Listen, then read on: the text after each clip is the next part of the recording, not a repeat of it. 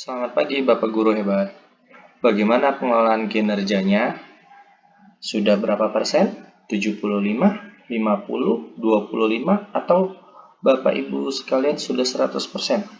Nah, jika Bapak Ibu masih seperti saya, 75%, yuk mari kita isi bagaimana sih cara pengisian untuk isi dokumen refleksi tindak lanjut.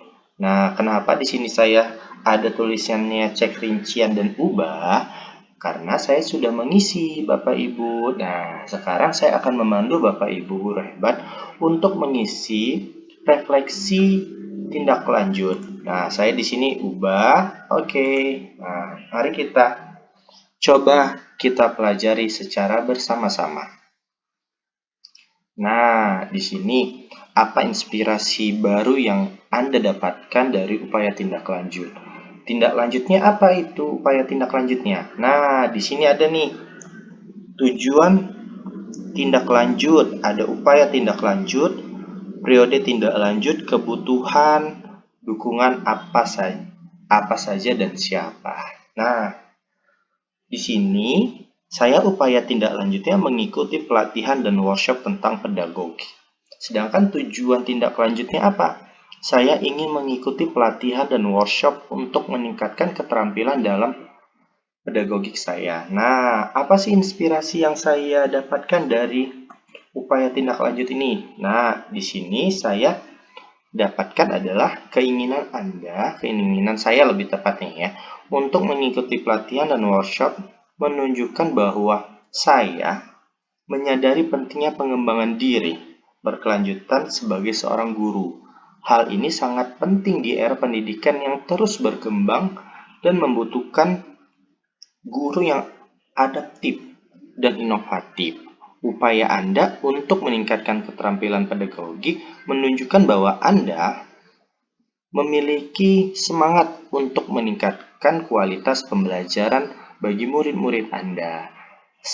Hal ini menunjukkan motivasi yang mulia dan patut diapresiasi. Nah, ini inspirasi yang saya dapatkan ketika saya melaksanakan atau upaya tindak lanjut yang udah saya lakukan. Nah, berdasarkan inspirasi ini, apa sih capaiannya? Ini dia capaiannya. Berdasarkan inspirasi yang tadi saya jelaskan, inspirasi apa sih atau capaian apa yang didapat? Nah, dari inspirasi tersebut, capaian yang saya capai adalah penerapan pembelajaran berpusat pada peserta didik atau berpusat pada murid, pencapaian lingkungan belajar yang aman dan suportif, menggunakan teknologi untuk membuat pembelajaran yang lebih menarik dan interaktif, menggunakan berbagai metode penilaian untuk menilai pemahaman murid. Nah, setelah kita sudah mendapatkan inspirasi, kita sudah mencapai apa capaian dari inspirasi itu. Nah, dari hal tersebut ada tantangannya. Dari tantangan untuk mencapai itu apa saja? Nah, ini ada saya buat. Salah satu tantangan terbesar dalam melakukan perubahan praktik adalah mengubah pola pikir guru. Mengubah pola pikir saya itu. Apa itu? Guru atau saya mungkin terbiasa dengan cara mengajar tradisional atau konvensional dan mungkin merasa enggan untuk mencoba pendekatan baru. Nah, penting untuk membantu guru untuk memahami manfaat dari perubahan praktik dan untuk memberikan mereka dukungan yang mereka butuhkan untuk berhasil. Nah, kenapa di situ tantangannya saya buat seperti ini? Karena dalam untuk merubah tingkah laku kita biasanya sebagai guru itu biasanya kita lakukan dengan konvensional, yaitu kita mengajar, memberikan materi, setelah itu kita kasih tugas, itu adalah pembelajaran konvensional. Itu menjadi tantangan kita sekarang. Nah, bagaimana upaya memperbaiki dari tantangan tersebut? Nah, mengadakan lokakarya atau seminar mengenalkan guru pada manfaat dan urgensi perubahan praktik. dengan menghadirkan narasumber yang kredibel dan inspiratif, menyebarkan informasi dan contoh penerapan praktik inovatif yang sukses di sekolah lain melalui media internal sekolah, media sosial, komunitas guru. Nah, apalagi itu upaya memperbaikinya, mendorong diskusi dan refleksi diri di antara guru tentang praktik mengajar mereka saat ini dan bagaimana hal tersebut dapat ditingkatkan. Nah, dari tantangan tadi, itulah upaya untuk memperbaikinya. Apa aja itu tadi? Nah, bisa Bapak Ibu contoh untuk jawaban isi dokumen refleksi tindak lanjut.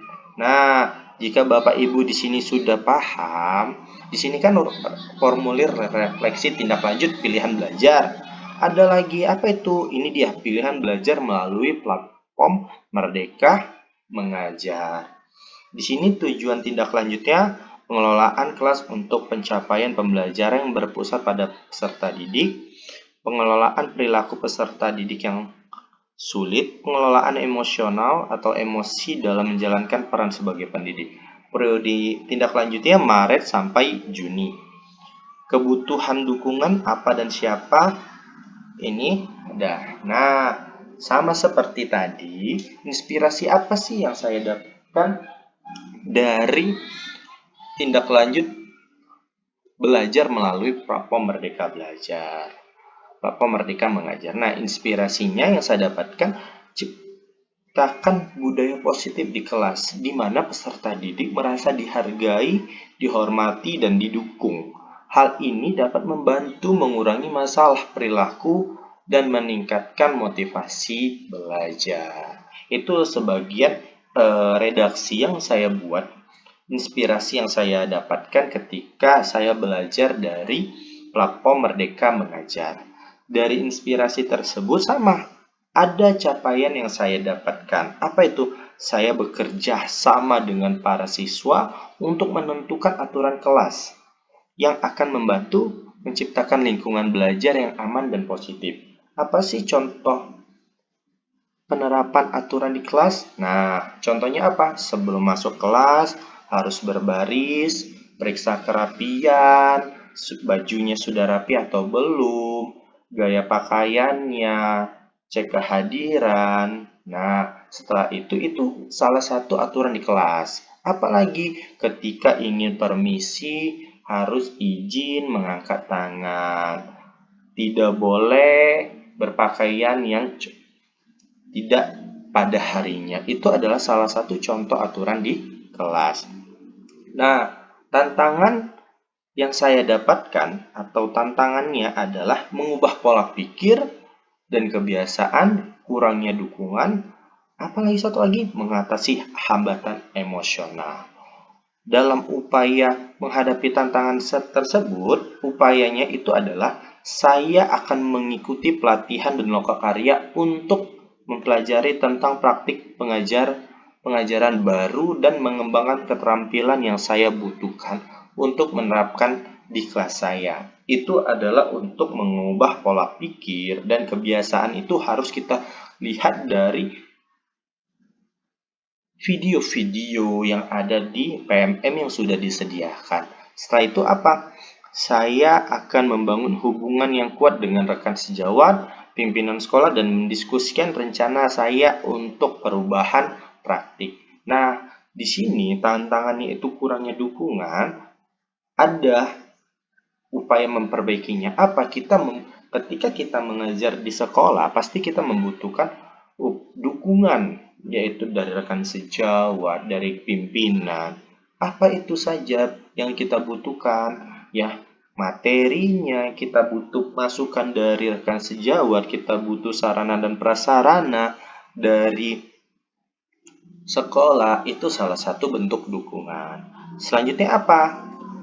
Mengatasi hambatan emosional, saya akan menetapkan tujuan dan realistis dan dapat dicapai untuk diri saya sendiri dan siswa. Nah, di sini adalah upaya untuk saya memperbaiki. Nah, jika Bapak Ibu masih kurang jelas, yuk mari kita diskusi bagaimana sih untuk menjawab atau mengisi dokumen refleksi tindak lanjut dari formulir refleksi tindak lanjut yang Bapak Ibu sudah kerjakan.